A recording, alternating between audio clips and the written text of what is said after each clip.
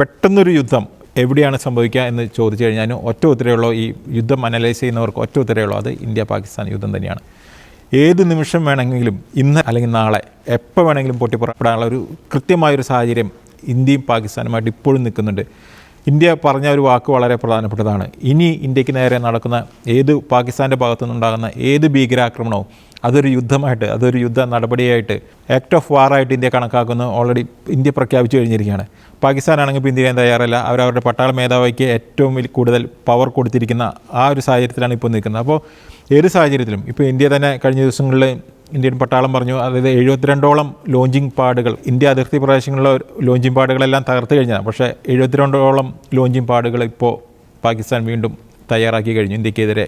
അപ്പോൾ എൻ്റെ ഒരു നോട്ടത്തിലും എനിക്കും തോന്നുന്നു, അതായത് ലോകത്ത് ഇനിയൊരു യുദ്ധം ഉണ്ടാവുകയാണെങ്കിൽ അതിന് ഏറ്റവും സാധ്യത കൽപ്പിക്കുന്നത് ഇന്ത്യ പാകിസ്ഥാൻ യുദ്ധമാണ്. അതുകൊണ്ട് തന്നെ ഇന്ത്യയുടെ അകത്തുള്ളവരും ഇന്ത്യ കൃത്യമായിട്ട് സ്കാൻ ചെയ്യേണ്ട ഒരു സമയം കൂടിയാണ്.